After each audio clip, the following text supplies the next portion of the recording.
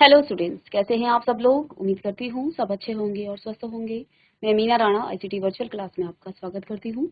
Students, हम पढ़ रहे हैं क्लास 10th की हिंदी व्याकरण में हम अलंकार पढ़ रहे थे और प्रीवियस लेक्चर में आपने शब्दालंकार पढ़ लिया है और अर्थालंकार के कुछ भेद आपको पढ़ाए थे। आगे आज की क्लास में हम इसे कंटिन्यू करते हैं। इससे पहले एक छोटा सा क्विक रिवाइज करते हैं। अलंकार के दो भेद होते हैं, शब्दालंकार और अर्थालंकार। जब शब्दों के माध्यम से आप किसी काव्य रचना की शोभा को बढ़ाते हैं तो वो आपके शब्दालंकार कहलाते हैं। इसके भी तीन भेद हुए थे, ठीक है ना। तो तीन भेद कौन कौन से थे आपके? अनुप्रास अलंकार, यमक अलंकार और श्लेष अलंकार। ये तीन भेद थे आपके शब्दालंकार के। दूसरा भेद है अर्थालंकार। द्वारा जो है किसी काव्य की शोभा को बढ़ाया जाता है तो वो आपका अर्थालंकार कहलाता है। आइए, यहाँ हमने अर्थालंकार के 5 भेद पढ़े थे। उपमा अलंकार, जिसको हम पढ़ चुके हैं, तुलना के माध्यम से समानता को उजागर करता है। दूसरा आपका रूपक अलंकार, प्रत्यक्षता के माध्यम से अर्थ को गहराई से जोड़ता है। तीसरा आपका उत्प्रेक्षा अलंकार, ये संभावनाओं के माध्यम से कल्पना को प्रेरित करता है। फिर आपका अतिशयोक्ति अलंकार है, जो कि अत्यधिक प्रशंसा पर जोर देने के लिए बढ़ाता है, ठीक है। और पांचवा है मानवीकरण अलंकार, जिसमें हम क्या करते हैं, मानवीकरण अलंकार में मानव गुणों के साथ प्रकृति को जीवंत बनाता है, ठीक है। तो ये आपके 5 अर्थालंकार के भेद हैं। आइए इसको हम आगे कंटिन्यू करते हैं। उपमा अलंकार, इसको भी हम पढ़ चुके हैं, लेकिन एक छोटा सा रिवाइज करेंगे और आगे बढ़ेंगे। उपमा अलंकार, जिसमें हम तुलना या समानता, जिसमें उपमा में उपमेय की तुलना उपमान से गुण, धर्म या क्रिया के आधार पर। अब इसको उदाहरण से आपको समझाया था।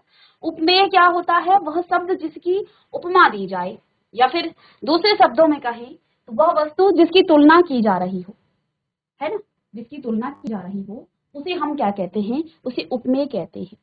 अब तुलना जिससे की जाती है उसे हम क्या कहेंगे? वो आपका उपमान होगा। तो तुलना जो किसकी होगी? किसी प्रसिद्ध वस्तु से ही तो हम क्या करेंगे? उसकी तुलना करेंगे। तो वह प्रसिद्ध वस्तु जिससे तुलना की जा रही है। उदाहरण के लिए, सागर सा गंभीर हृदय हो, सागर सा गंभीर हृदय हो। देखो, प्रसिद्ध वस्तु यहाँ पर क्या है? यहाँ पर प्रसिद्ध चीज है सागर। सागर कैसा होता है? गंभीर होता है। और हम क्या कह रहे हैं भाई? हृदय भी ऐसा ही होना चाहिए जैसा कि सागर होता है, यानी कि हृदय की तुलना कर रहे हैं किससे? सागर से। अर्थात यहाँ पर हृदय आपका उपमेय है और उपमान है आपका सागर। उपमान है आपका सागर। तो उपमेय हृदय हो गया और उपमान आपका सागर हो गया। फिर है आपका समानतावाचक शब्द, जैसे ज्यू, सम, सा, सी आदि शब्द ये हैं, ये आपके समानतावाचक।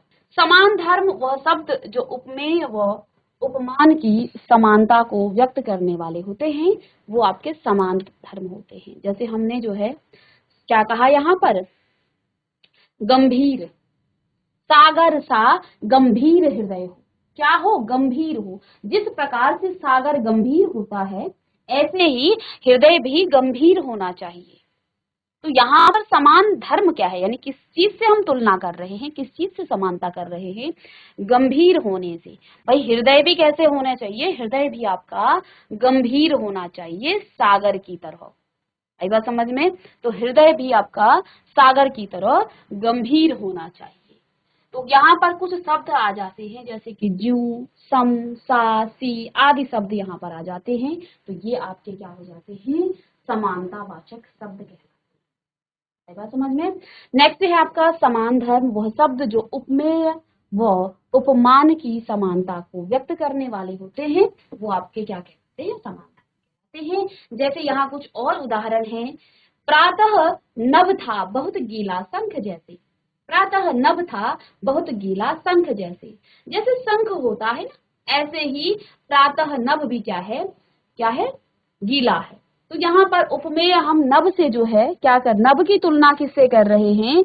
नभ की तुलना हो रही है किससे? शंख से। इसलिए शंख तो उपमान है, तो उपमेय आपका नभ हो गया है। और जो समान धर्म है, इसकी किस चीज से हम तुलना कर रहे हैं? गीला। तो गीला यहाँ पर समान धर्म हो गया है। अतः यहाँ पर आपका उपमा अलंकार है, ठीक है। तो क्या समझिए आप? एक छोटा सा समरी रूप में आप इसे संक्षिप्त रूप में जाने तो उपमा अर्थात तुलना या समानता, उपमेय में तुलना या उपमान से गुण, धर्म या क्रिया के आधार पर की जाती है।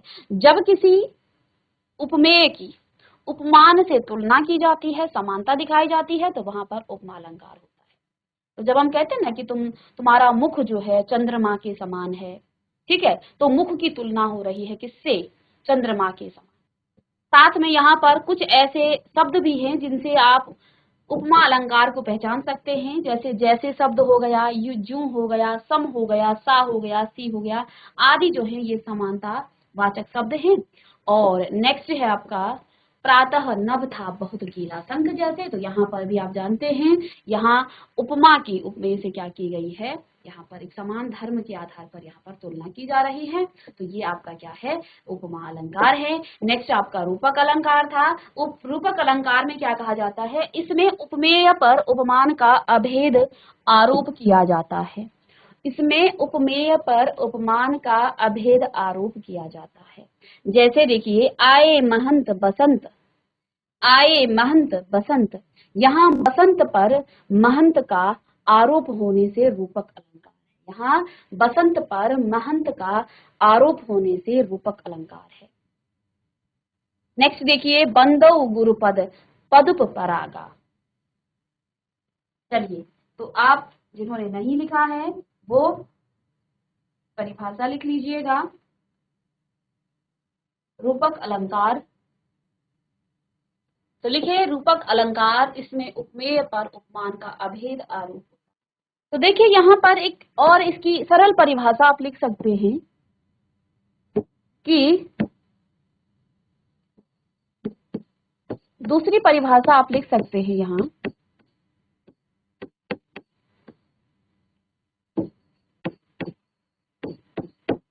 जहां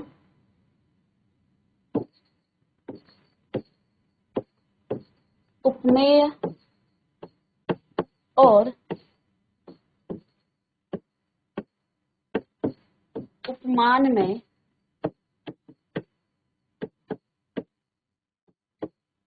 कोई समानता ना दिखाई जाए या ना हो, जहां उपमेय और उपमान में कोई समानता न दिखाई जाए या फिर कोई समानता हो ही ना, वहां पर आप कहेंगे कि वो आपका उपमा रूपक अलंकार है। तो इसमें जो है आपको बंदौ गुरुपद पदुप परागा लिखें उदाहरण। तो इसका अर्थ क्या है? बंदौ गुरुपद पदुप परागा, इसमें क्या कहा गया है कि बंदौ गुरुपद पदुप परागा, अर्थात मैं गुरु के चरण कमलों की रज अर्थात धूल की वंदना करता हूँ। पदुप का मतलब यहाँ पर कमल है, ठीक है। तो देखो इसमें जो है गुरु के चरणों को क्या किया गया है? कमल की संज्ञा दी गई है और दोनों में कोई अंतर नहीं है, यानी कि गुरु के चरणों को ही कमल कह दिया है, ठीक है। तो देखो यहाँ उपमा और उपमेय में कोई भी भेद नहीं है, ठीक है ना। तो इस पद्यांश में गुरु पद में पदुप पदुम अर्थात कमल का आरोप होने से रूपक अलंकार है। गुरु के चरणों को ही क्या कहा गया है? कमल कहा गया है, इसलिए यहाँ पर गुरु के चरणों को कमल का रूप दिया गया है, इसलिए यहाँ पर आपका रूपक अलंकार है, ठीक है। जैसे यहाँ एक उदाहरण हमने लिखा था, पायो जी मैंने राम रतन धन पायो, तो राम को ही क्या, राम रतन अर्थात राम रूपी कृष्ण रूपी भक्ति को ही जो है धन कहा, किसने? मीराबाई ने, ठीक है। तो इसमें जो है आपका नेक्स्ट आपका उत्प्रेक्षा अलंकार था। यहाँ उपमेय में उपमान की संभावना की जाती है। इसमें जो है इस प्रकार के शब्द आते हैं, मानो, जानो, जनु, मनु आदि शब्दों का यहाँ प्रयोग किया जाता है।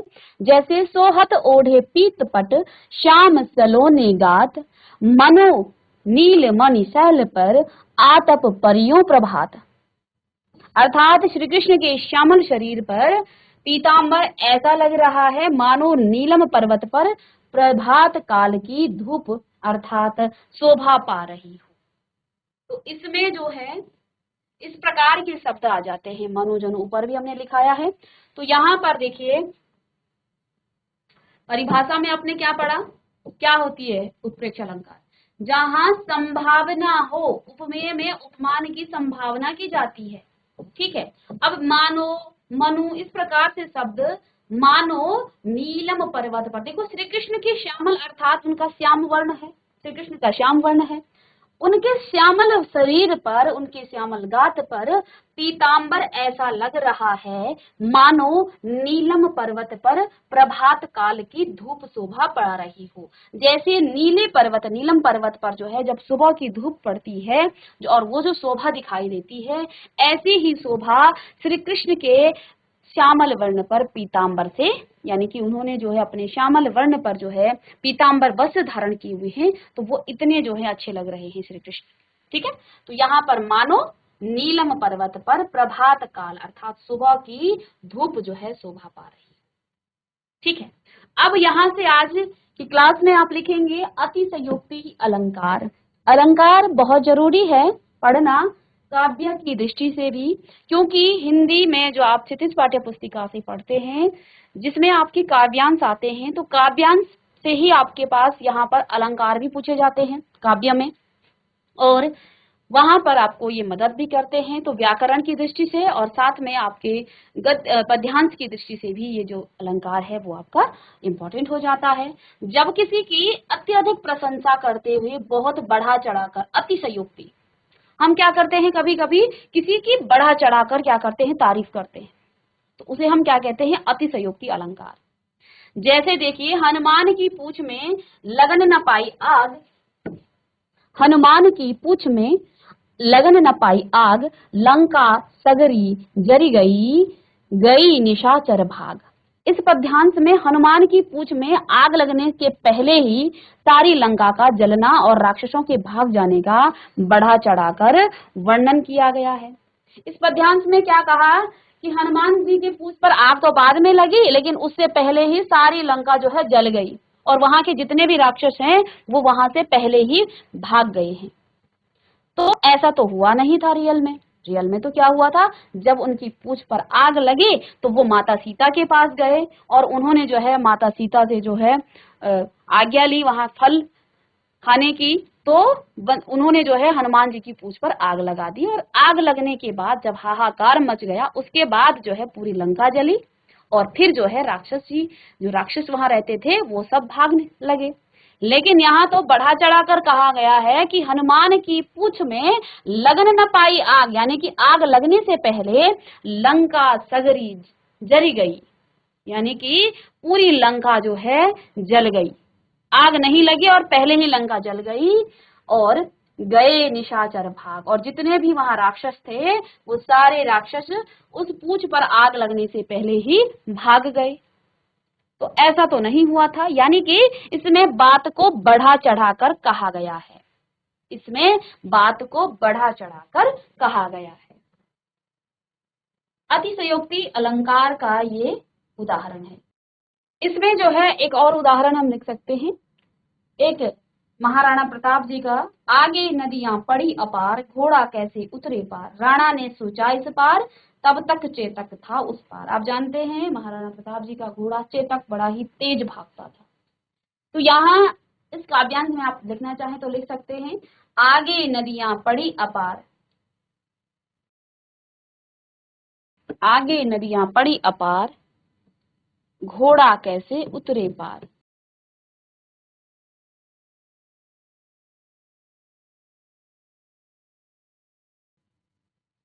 आगे नदियां पड़ी अपार, घोड़ा कैसे उतरे पार। राणा ने सोचा इस बार, राणा ने सोचा इस पार,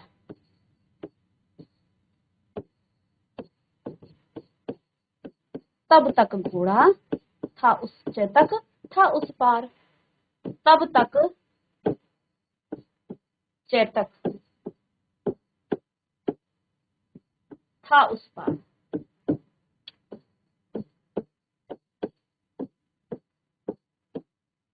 तो देखिए आगे नदियां पड़ी अपार, घोड़ा कैसे उतरे पार, राणा ने सोचा इस पार, तब तक चेतक था उस पार।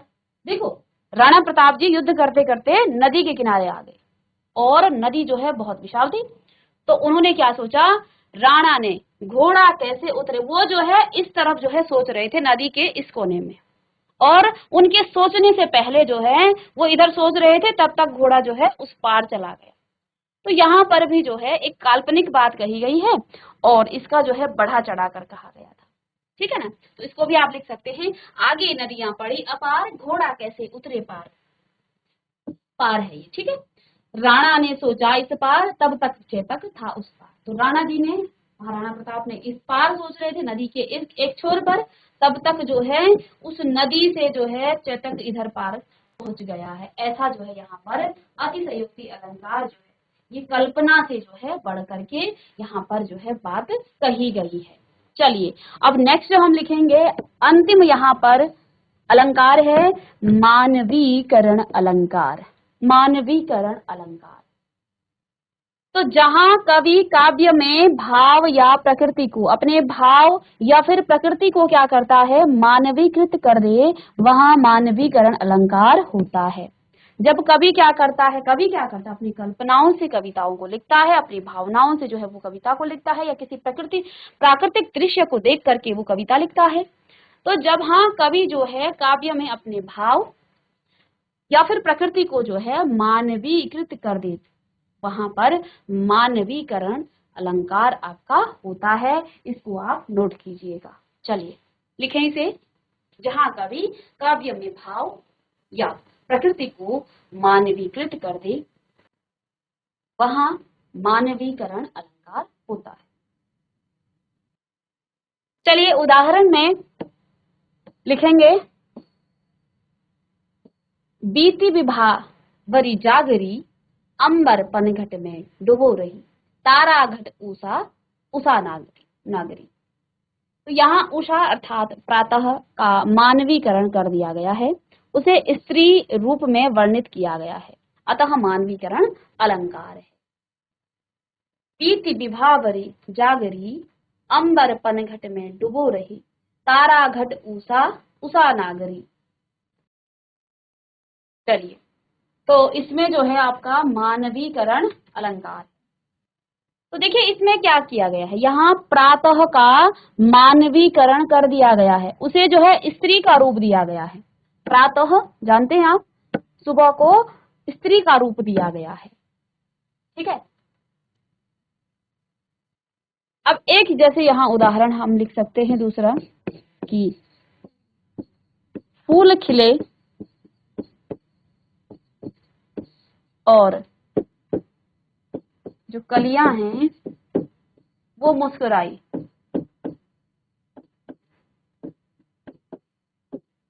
फूल खिले और कलियां मुस्कुराई, तो फूल और कलियां तो दोनों आपके प्राकृतिक चीजें हैं, और यहाँ पर फूलों को मुस्कुराने हंसे, खिले नहीं हंसे, फूल हंसे और कलियां मुस्कुराई। तो ऐसा कभी होता है कि फूल हंसते हैं, लेकिन इसको जो है हंसता तो मानव है,